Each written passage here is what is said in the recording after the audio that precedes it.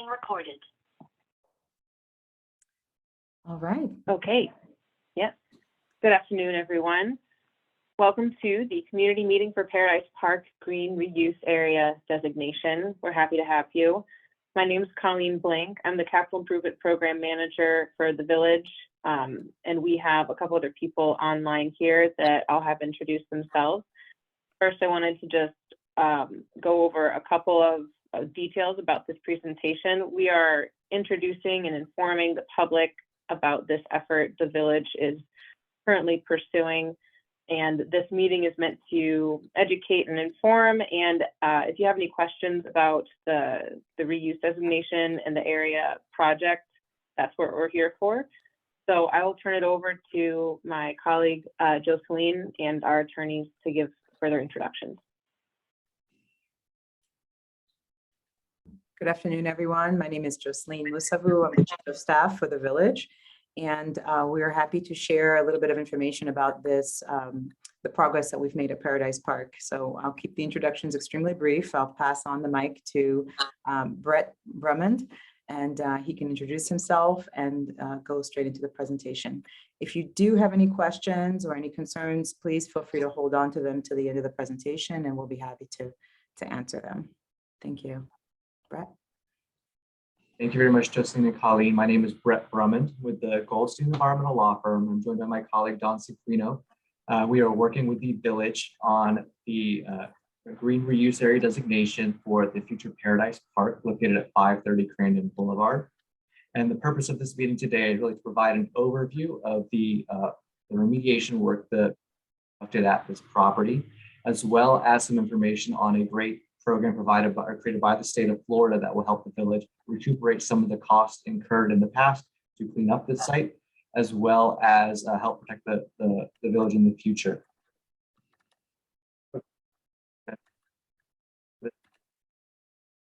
Go over an overview of the project's environmental component, including the historical use of the property, the remediation conducted both or funded both by the state and the Village, was the current status. Just a little bit about the property reuse plans. And for the second half, we'll transition to a discussion of Florida's Brownfields redevelopment program, the designation process, and why it's such a great program that is available to the Village here. And we'll have time for some questions and open. So looking back at the historical use of this property, located right on Crandon Boulevard, right in the center of the Village, has a long history. It was most commonly known as the Island Standard Station or Anthony's Automotive, and it operated as a gas station and auto repair facility since at least 1951 when the gas station was first built. Of course, this use inherently involves the storage of petroleum products in underground storage tanks. And back in the later half of the 1900s, these underground storage tanks may not have been the best construction. They did tend to deteriorate over time, leading to leaks. And when those petroleum products leak into the environment, they tend to persist in soil and groundwater until treated, or they have time to naturally attenuate. Exactly what happened here. There was a leak detected from one of the underground storage tanks, one or several of the underground storage tanks, as reported to the Florida Department of Environmental Protection on July 18th, 1996. This discharge was deemed eligible at the time for a state-funded cleanup under a program called the Petroleum Liability Restoration Insurance Program. And under this program, the state will pay for cleanup of eligible discharges of petroleum products up to a funding cap. However, funding availability is based on a site's priority score. And that's where environmental consultants will go out, assess the property, determine how high a priority it is to clean up this contamination if it's causing an imminent threat. And then once that score is assigned, these sites are cleaned up by the state in priority score order. And as you might imagine, this can result in a very long wait time before a site is actually cleaned up. It can result in waiting years before we actually get to the point where a site is deemed clean and the regulatory file is closed out. So it's typically much faster and more efficient for a property owner to initiate voluntary cleanup at their own expense. And as a result of this, Florida has offered additional programs that are designed to encourage voluntary cleanup by reducing some barriers, including cost and liability issues that a property owner would face in actually engaging in that cleanup. So moving on from the historical use to the actual remediation. So after that discharge was reported, the remediation process began, and that always starts with site assessment. So that may involve going out to the site, installing groundwater monitoring wells to determine if there's groundwater contamination, as well as making soil samples to determine the extent of contamination within the soil. The very first step that occurred here was some initial assessment that led to removal of these underground storage tanks. And once these storage tanks were removed, contaminated soil surrounding those tanks and groundwater that had come in contact with that petroleum product was also removed. So that was the first step in the remediation. Those tanks and that contaminated soil were disposed back in 2002. After that point, additional assessment occurred off and on, resulting in a second contaminated soil excavation event back in 2009.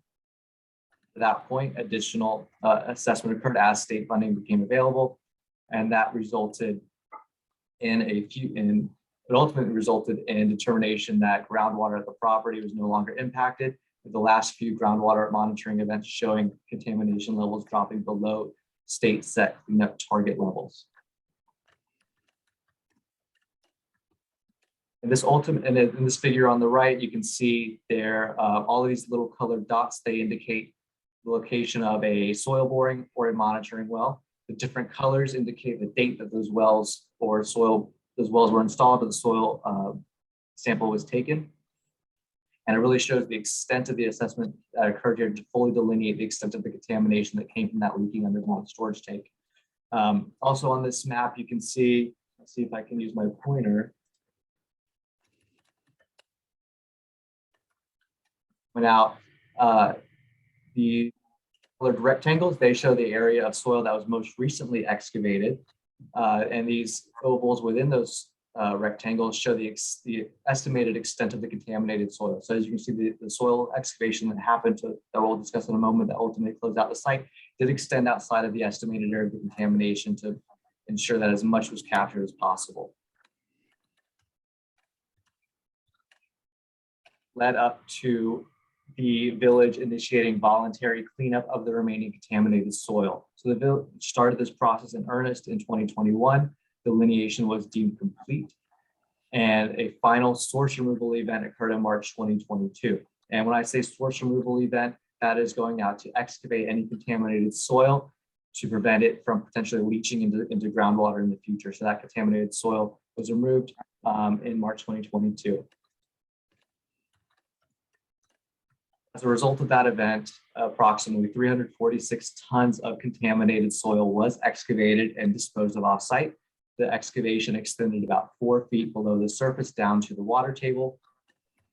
And this translates into 15 dump truck loads of contaminated soil being taken off the property and disposed of off-site. In order to fill in that hole, 359 tons of clean fill, clean sand from, I believe, from a quarry near Hialeah was brought in to fill these holes, compacted so that the property can be reused. And this translates to about 17 dump truck loads of clean soil being brought in to fill in these excavated areas. And based on the work done during the soil excavation and confirmatory samples taken along the sidewalls of that excavation and afterward, Miami-Dade County DERM recommended site closure just this week on October 4th, 2022. And they did that by sending a memo to the Florida Department of Environmental Protection recommending closure. If the department agrees, which they likely will, the department will issue what's called a site rehabilitation completion order indicating that cleanup is complete. And now with cleanup complete, the property is just about ready to move on to its reuse phase. So plans are for the property to be reused as a park to be called Paradise Park, brand new state-of-the-art park in a village that is surrounded by parks on all sides. So it's a great asset to the Village of Key Biscayne's park network. And I don't know if Jocelyn or Todd, if you want to add anything about the makeup of the park or any plans at the property.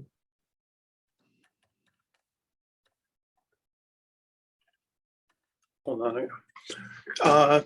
Not much other than we're should have the project complete by the end of this calendar year, and it'll be both a passive park and activated for events. Thank you, Tom.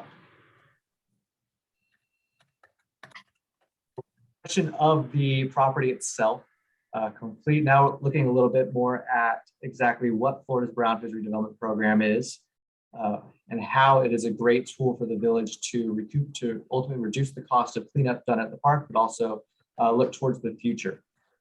So the Florida Brownfields redevelopment program was created in 1997 as a tool for local governments to encourage the reuse of what are called brownfield sites across the state of Florida by providing a host of incentives that come from the state at no cost to the local government. In Florida, we have two key terms that come into play here: brownfield areas and then brownfield sites. A brownfield area is defined as a contiguous area of one or more brownfield sites, some of which may not be contaminated and which has been designated by a local government by resolution. And then a brownfield site is defined as real property, the expansion, redevelopment, or reuse of which may be complicated by actual or perceived environmental contamination. In Florida, a local government designates a brownfield area, and then within that brownfield area, a property owner would create a brownfield site by entering into what's called a brownfield site rehabilitation agreement with either the Florida Department of Environmental Protection, or in our case locally, Miami-Dade County, which has been delegated authority to administer the brownfields program from the state. And in this map on the right-hand side of the slide, you can see all of the designated brownfield areas within Miami-Dade County. There are a lot of them, and that's because Miami-Dade County recognized that the brownfields program is a fantastic tool to help encourage redevelopment and reduce urban sprawl by focusing redevelopment in already urban areas of the county. So as you can see here, Miami-Dade County has designated all of these areas in pink in unincorporated Miami-Dade County as brownfield areas. There may be industrial, there may be agricultural sites. City of Miami has been an active participant in the program as well by designating much of downtown, Edgewater, Wynwood area as a brownfield area. City of Miami Beach is an active participant in the program, as is Doral, Homestead, Florida City, Bay Harbor Islands. The list goes on. But it is a very active program, and it's equally available to both private property owners and local governments who own contaminated property. But by the numbers, the program is, the numbers just show just how popular the program is. Statewide, as of the state's most recent brownfield report, which was issued in August with data coming from June, there are 550 designated brownfield areas. I can say that number has gone up. Another one was just approved yesterday at the county commission meeting.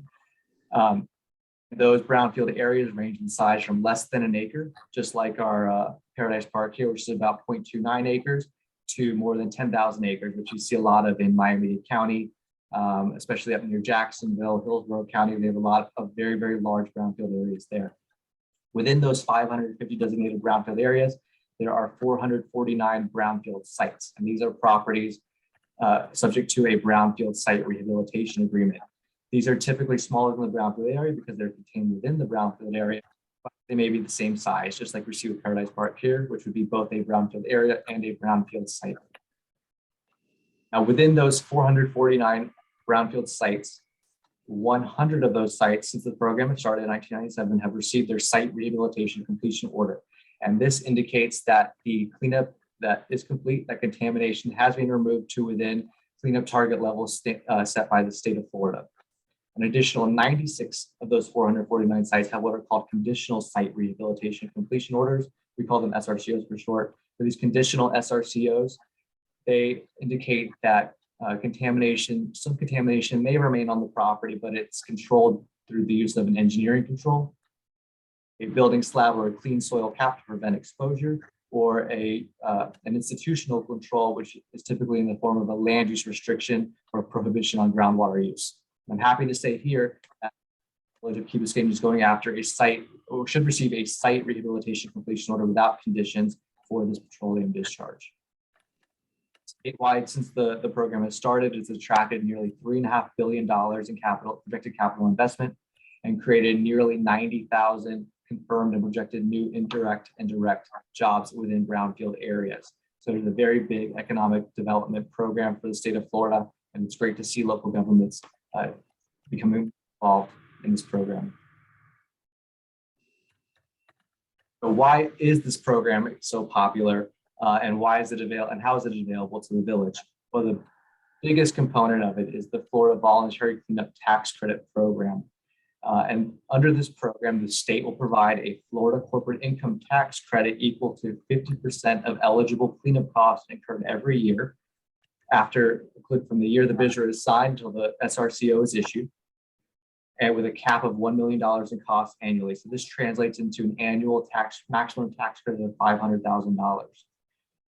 When the cleanup is complete and that SRCO is issued, an additional bonus tax credit is available that is equal to 25% of cleanup costs incurred from the year that the BSRA, the Brownfield Site Rehabilitation Agreement, is signed until that SRCO issues.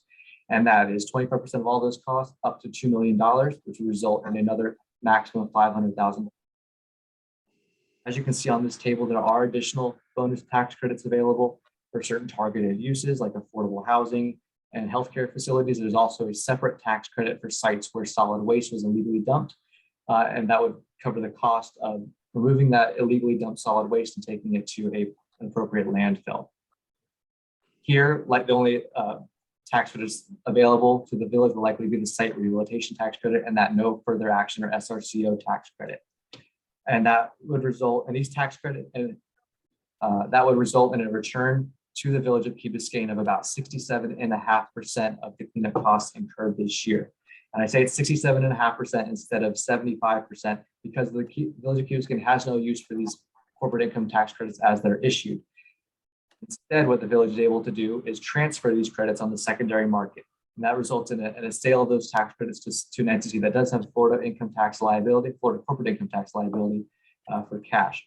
And that those tax credits typically sell it at a rate of about 90 cents on the dollar. And a return here of about 67.5% of the village's cleanup costs in 2022.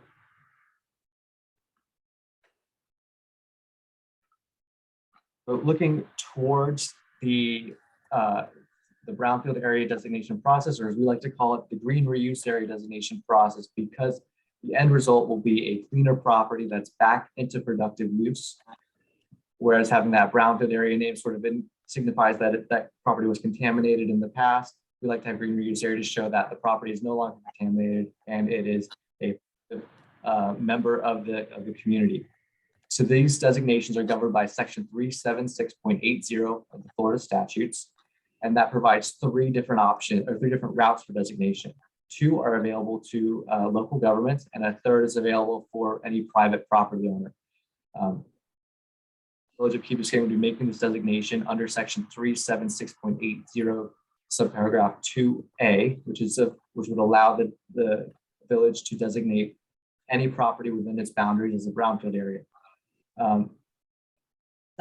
Would be under section 376.82B, and that only applies to certain specified redevelopment areas like a community redevelopment area or a closed military base. So under the section we're going through here, section 376.82A, the process is relatively simple. The village simply needs to provide notice, conduct 2 public hearings currently scheduled for October 11th and November 29th, 2020 meetings. At that following that second public hearing, the village council will be asked to adopt a resolution designating the brownfield area or the green reuse area following consideration of 4 factors, which I'll discuss in a moment. And then once that resolution is approved, the village can enter into a BSRA with Miami-Dade County before the end of this year. Those 4 factors I mentioned that the village council must consider at following that public hearing. And the first is whether the brownfield area or the green reuse area warrants economic development and has a reasonable potential for such activities.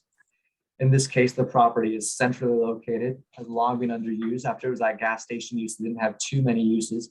The creation of new parks have been shown to encourage economic development in these surrounding areas. So this piece of property is a prime candidate for economic development and will have economic development ripple effects throughout the community. The second is whether the proposed area represents a regionally focused approach and is not overly large. The acre site is incredibly focused, and that's something you could compare with other brownfield areas throughout the county where they range in maybe hundreds of acres or thousands of acres. So here, this is a very focused approach to redevelopment to clean up and reuse of this property. The third is whether the area has the potential to interest the private sector in participating in rehabilitation. In this case, a project like this can be used as a model for privately funded cleanup on other sites. And the private sector has been involved extensively in participating in the actual cleanup, often at a lower cost than to taxpayers than if the state had led the cleanup and it was working under established contracts with. Finally, the final factor for consideration is whether the area contains sites or parts of sites suitable for limited recreational open space, cultural or historical preservation purposes. I think that's self-explanatory here. The property will be reused as a park. It's so it'll be used exclusively for recreational open space purposes. And finally, if that resolution is approved, the village will be able to enter into a BSRA or brownfield site rehabilitation agreement with Miami-Dade County. So this image on the right is just a shot of the top part of the draft BSRA. It will be a voluntary cleanup agreement between Miami-Dade County and the Village of Key Biscayne. I say that's voluntary because it is available to someone who has not caused or contributed to the contamination at the site after July 1st, 1997.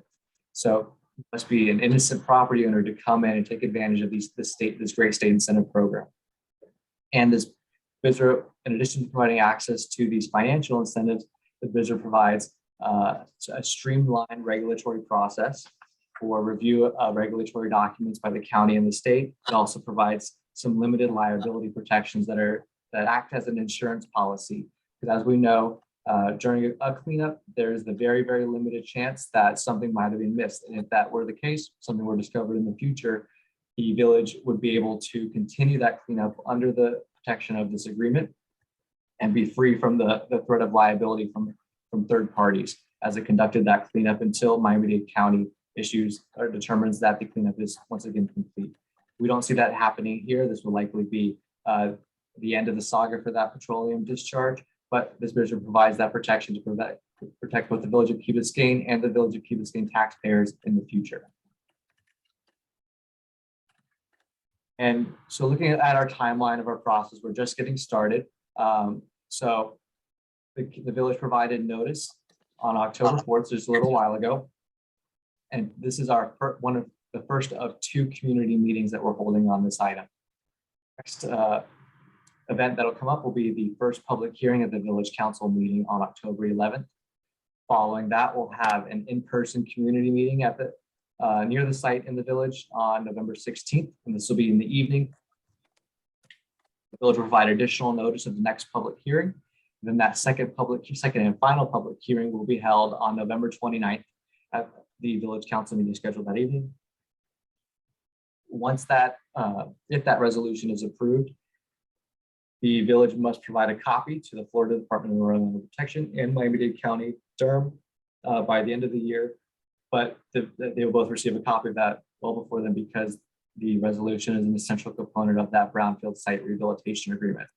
Now, even moving beyond that to the actual incentive phase, where the village will be receiving tax credits for the work done this year, the village must submit an application, the voluntary cleanup tax credit application, to the Florida Department of Environmental Protection by the end of January 2023. The department will review that application and issue an order approving the tax credits, normally by the end of April, likely a little bit earlier than that. And those tax credits will ultimately issue in July of 2023 or July 2024.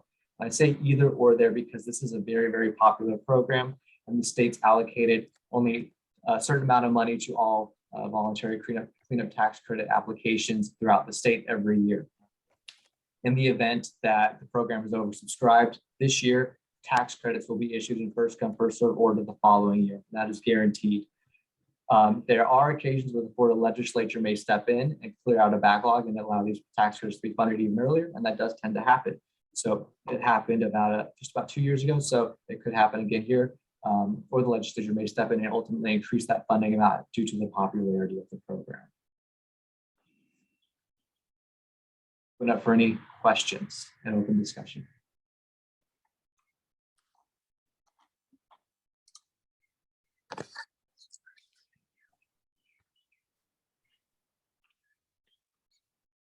I don't think we have any questions. So thank you very much, Brett. That was a great presentation and explanation of what's going on our site here. So we thank you all for attending the meeting and basically the next steps, as mentioned in the previous slide, is a presentation to first public hearing. It's going to take place at the council meeting. And so there will be a smaller or more condensed version of this presentation to council. And if anyone in the community has any questions or would like additional information, please don't hesitate to reach out to anybody on this call, either myself, Todd Hofferberg, or Colleen Blank. We are here to help. So with that said, I think we can close out the meeting. All right, great. Thank you, everyone.